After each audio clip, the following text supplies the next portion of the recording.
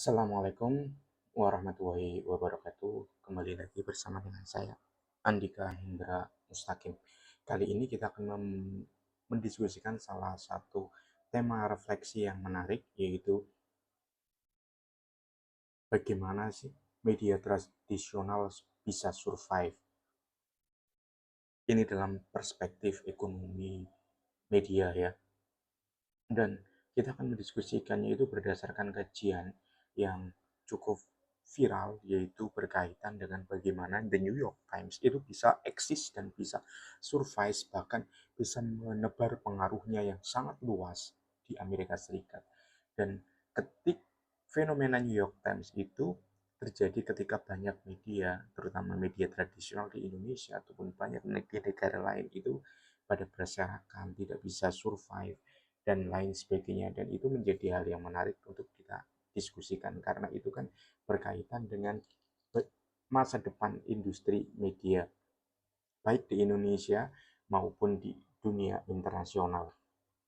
Yang pertama kita ketahui dalam berbagai informasi yang saya peroleh bahwa di tahun 2026 saja, hampir kurang lebih 4 bulan awal ini, digital subscription dari New York Times itu meningkat sampai 12,78 miliar 12,78 juta subscriber itu hanya di awal 2026. Bayangkan bisa mendapatkan lebih dari 12 juta subscriber, itu merupakan suatu prestasi yang sangat ini ya, keren.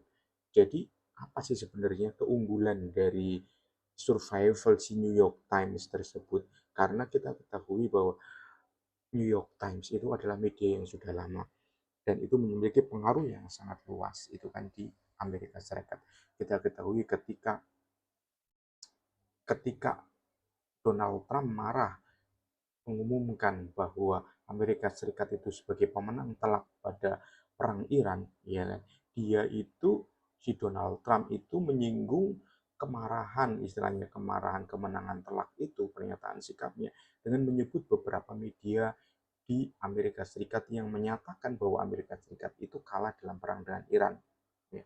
Ini menarik. Justru New York Times itu, kemudian ada Wall Street Journal, kemudian ada Washington Post itu menyatakan, itu kan melaporkan bahwa Iran adalah sebagai pemenang dalam perang Iran. Dan ini menjadi menarik karena justru apa yang mereka laporkan, terutama New York Times, itu menunjukkan sikap ya bagaimanapun itu bukan sikap nasionalisme, patriotisme, tetapi sebagai suatu objektivitas, suatu suatu standing point yang jelas. Jadi ini berkaitan dengan hal menarik. Sebenarnya menarik, akhirnya media itu tidak bisa didikte, ya, media tidak bisa ditekan oleh pemerintah, tetapi memiliki independensi yang sangat tinggi sehingga dia mampu mendapatkan trust dengan publik.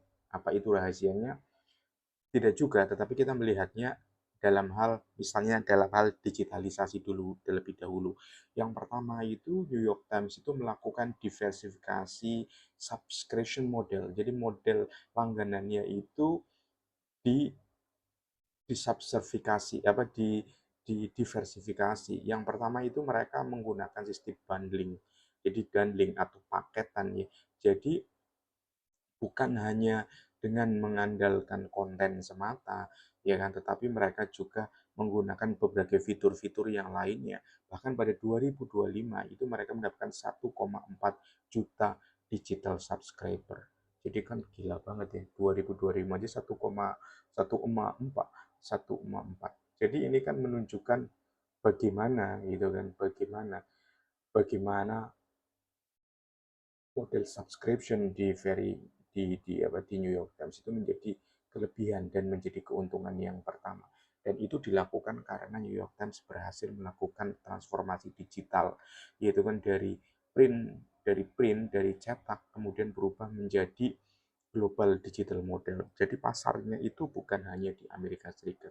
Kalau cetak itu kan pasarnya hanya di Amerika Serikat, tetapi dengan ketika mereka mau bersif mengembangkan dirinya bersifat global, maka pasarnya yang subscribernya itu bukan hanya warga Amerika Serikat tetapi juga global, karena bagaimanapun orang juga akan ingin berlangganan di Indonesia, di Malaysia ataupun di negara-negara lainnya. Selain itu, pendapatan digital itu dikabarkan itu bisa mencapai 381,5 juta dolar. Ini kan hal yang sangat besar, itu kan. Bahkan dari hal digital subscription itu, target iklannya itu justru lebih turun, hanya 192 juta. Jadi subscriber itu justru menjadi suatu kekuatan yang lebih utama ya, karena kita kan berkaitan dengan customer, berkaitan dengan pelanggan. Selain itu, hal yang dilakukan oleh New York Times itu adalah bagaimana dia itu bukan hanya menjadi sebuah media ansih ya, media yang bersih, tetapi dia menjadi mengembangkan application baik di apa namanya di aplikasi terutama di apa namanya di Play Store, di Google ataupun di Apple Store itu kan juga mereka ingin menunjukkan diri itu sebagai menjadi hub. Hubs-nya itu apa? Karena ingin mereka itu meningkatkan engagement secara langsung. Mereka membuat video TikTok, membuat Instagram dengan konten-konten yang lebih membuat engagement lebih menarik. Dengan demikian itu pasarnya itu akan menjadi lebih luas. Jadi bukan hanya sekedar informasi semata. Kemudian itu ada trust, sumberik lagi ya. Ketika orang berbicara tentang media, maka dia akan berbicara tentang trust. Kemudian di situ akan berbicara tentang brand value. Brand value-nya itu apa gitu kan. Brand value-nya adalah New York Times berani mengkritik pemerintah Amerika Serikat, ya kan, hingga mereka memposisikan diri sebagai brand yang memiliki reputasi, karena itu tidak bisa digoyang, ya kan? Tidak bisa digoyang oleh pemerintah, tidak bisa disogok oleh pemerintah karena lebih mengutamakan trustnya tersebut. Dengan demikian sebenarnya ketika kita mampu menjaga trust, media-media di Indonesia pun bisa bertahan, tapi kenyataannya kan tidak. Kenyataannya susah gitu kan. Kenyataan susah, banyak pihak yang istilahnya menggerogoti reputasi media tersebut, bukan hanya di Indonesia, di negara-negara demokrasi, negara-negara ketika fenomena tersebut menjadi hal yang sangat masif, karena trust itu adalah upaya bagaimana sih media tersebut itu bisa dipercaya oleh publik, brand tersebut itu bisa melekat kepada publik, bukan hanya sekedar mengkritik, bukan hanya sekedar sekedar memberikan analisis, tidak, tetapi dia mampu memberikan solusi, istilahnya mempertahankan bahwa media atau pers itu menjadi garda revolusi, garda keempat dalam demokrasi. Ketika itu trust itu tenggelam, kepercayaan tenggelam, maka otomatis itu sebagai penyangga demokrasi, pers itu akan semakin runtuh dan akan semakin hancur. Dan menjaga independensi itu menjadi suatu hal yang sangat sulit ya, terutama berkaitan dengan survival media di Indonesia. Sangat sulit. Tantangannya itu kan karena berkaitan dengan revenue. Kita tahu bahwa media di Indonesia itu pendapatan dulu ya, sebelum efisiensi pemerintahan. Sekarang itu kan pendapatannya bisa 40% hingga 30% itu kan dari pemerintah ya, dari program-program pemerintah, iklan-iklan pemerintah. Ketika efisiensi sudah tidak ada gitu kan, efisiensi diberlakukan, maka media itu otomatis akan kehilangan pendapatan. Bukan hanya sekali, bukan hanya dua kali, tetapi memang secara total. Hingga akhirnya tiang tiang penyangga demokrasi pun runtuh, dan tiang penyangga penyangga demokrasi hanya tiang penyangga pemerintah. Jadi media itu hanya menjadi tiang penyangga pemerintah. Kita ketahui seperti media trennya di Iran, di pemerintahan yang otoriter ya, di Arab Saudi ataupun di beberapa negara di Timur Tengah, media itu bukan penyangga demokrasi, tetapi mereka media penyangga pemerintah. Media itu hanya menjadi alat propaganda saja dari pemerintah. Dan di Amerika tidak. Di Amerika ada beberapa media yang tidak menunjukkan dirinya sebagai media propaganda pemerintah, tetapi mereka itu cenderung cenderung bersifat independen, ataupun itu tidak lepas juga adalah bagaimana media itu bersifat partisan, ya kan? sebagai partisan, dia memiliki keberpihakan kepada partai tertentu. Kalau di Amerika itu ada kecenderungan media berpihak ke partai Republik, dia berpihak ke partai Demokrat dan sebagainya. Dia mendukung Trump, dia mengoposisi Trump. Jadi fenomena-fenomena itu juga berkaitan dengan trust. Sebenarnya yang menjadi menarik bagaimana independensi itu kan dalam pemberitaan tersebut, seperti di dalam New York Times yang sudah berusia 175 tahun itu menjadi kekuatan utama, karena itu mereka itu memiliki andalan bahwa content is the king, ya kan, berita itu adalah raja gitu kan. Jadi mereka itu menerapkan sistem yang lebih apa ya, informasi yang lebih marketable, informasi yang memang menyangkut kehidupan rakyat Amerika, menyangkut kehidupan masyarakat. Karena apa?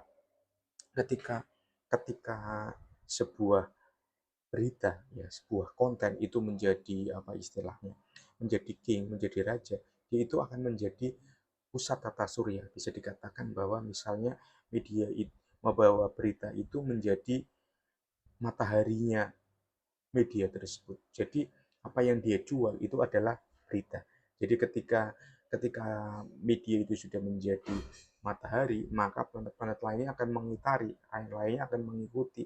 Dia konten itu akan menjadi berita itu akan menjadi influence mempengaruhi ke planet-planet yang lainnya. Jadi berita di dalam tata surya itu kan diimajinasikan itu adalah sebagai matahari. Berita itu adalah sebagai matahari, lain-lainnya baik media lain ataupun subscriber ataupun baca itu hanya sebagai planet atau bintang yang mengikuti matahari. Ketika ketika ketika media itu bisa menempatkan diri berita ataupun konten itu sebagai digital king, berita itu bisa menjadi apa namanya, bisa menjadi pusat dari peredaran tata surya, itu akan menjadi suatu kekuatan utama. Karena itu di situ berarti ada namanya eksklusivitas, ya kan?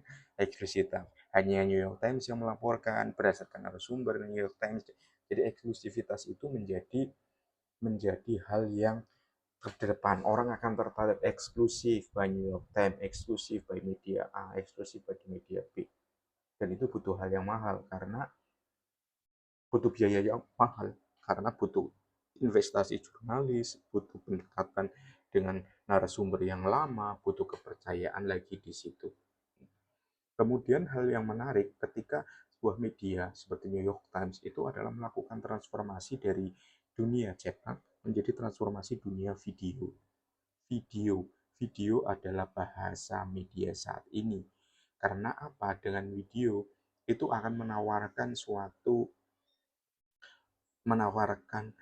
celah baru atau hal baru kepada subscriber, kepada pelanggan, kepada pembaca, kepada penonton. Video ketika orang mencari informasi yang lebih singkat, dia akan mencarinya lebih video dengan gaya TikTok, dengan gaya Reels di Instagram, dengan model-model untuk menunjukkan menunjukkan apa jurnalis itu tampil langsung, dia mengumumkan informasi secara langsung berdasarkan sumber yang langsung, sumber terverifikasi, sumber bisa dipercaya. Selain itu dari video itu nanti akan muncul ceruk pasar baru yaitu iklan. Iklan bisa apa pemasar iklan, apa investor, iklan dan lain sebagainya bisa mereka bekerjasama dengan video tersebut. Jadi memiliki apa iklan di print tersebut atau di website itu bisa ada alternatif lainnya yaitu iklan di video. Kemudian yang menjadi menarik lagi adalah bagaimana AI itu juga menjadi kekuatan utama di dalam New York Times. AI itu bukan menjadi sumber informasi dan lain sebagainya, tetapi itu AI itu menjadi kekuatan yang multiplier. Jadi kekuatan ini dikaitkan karena mereka itu menggunakan AI untuk apa ya, dibahasakan mudah itu adalah memberikan pesan. Jadi mereka itu bukan lagi berbasis kepada search engine optimization, tetapi menjadi generative AI. Jadi informasi-informasi yang muncul di dalam New York Times itu mampu dikeruk mampu dikeruk atau menjadi sumber informasi dari generatif AI, seperti ChatGPT, Perplexity, dan lain sebagainya, sehingga itu akan berdampak kepada bahwa akses akses terhadap New York Times itu bukan hanya berdasarkan website semata, tetapi apa search engine optimization, tetapi lebih ke arah bagaimana informasi tersebut juga dipakai oleh AI. Hal yang menarik lagi bahwa New York Times itu juga ada faktor game. Jadi mereka the games game portfolio, mereka itu memiliki game-game yang diakses jadi sampai jutaan kali ya, sampai jutaan kali. Jadi apa yang mereka tawarkan kepada publik itu bukan hanya sekedar konten, tetapi adanya game. Game-game itu bekerjasama dengan platform tertentu dan game itu bisa menarik kalangan Gen Z, ya kan? Game tersebut bahkan itu bisa digunakan lebih dari 40% ya pengguna di kalangan Gen Z baik dan milenial. Dan ini juga menjadi apa ya namanya upaya untuk upaya yang lebih apa ya lebih menarik lebih menarik. Selain itu konten-konten video, konten-konten lainnya itu juga ada yang bersifat cooking, kemudian ada atlet, gaya hidup, dan lain sebagainya. Jadi bukan hanya informasi yang sangat serius. Jadi ini menunjukkan bahwa New York Times itu memiliki multimodal experience. Jadi multimodal itu bukan hanya teks, bukan hanya video, tetapi bukan hanya video semata, tetapi di situ ada games, kemudian di situ ada resep, menawarkan resep, masakan, kuliner. Jadi ada belanja, bahkan di situ apa ya, orang itu bisa mendengar, melihat. Jadi ada ada ada model konten yang bersifat audio first. Jadi di situ konteks teks itu bisa didengarkan audio karena orang mendengarkan berita itu bukan dengan membaca tetapi dengan mengendarai mobil, kemudian ada di pesawat, kemudian ada di rumah sambil tiduran dan lain sebagainya. Dan hal yang menarik lagi adalah bagaimana sebenarnya media di Indonesia juga go global, menawarkan di situ kanal berbahasa Inggris sehingga bisa menarik informasi dari luar negeri tentang Indonesia seperti halnya New York Times bisa menjadi istilahnya kiblat dari informasi yang ada di dunia. Dengan demikian, orang itu akan cenderung berpikir tentang arti penting bahwa global itu juga menjadi solusi, bahwa mungkin saja di Indonesia itu tidak bisa mencari pelanggan, tetapi dengan mencari pelanggan di luar negeri itu akan menjadi suatu keuntungan yang besar. Ini penjelasan saya bagaimana analisis berkaitan dengan New York Times mampu eksis karena bisa melakukan diversifikasi produk, mampu menjaga integritas, mampu melakukan transformasi perubahan secara digital. Jika teman-teman punya pendapat lain, silakan tulis di kolom komentar. Terima kasih. Assalamualaikum warahmatullahi wabarakatuh.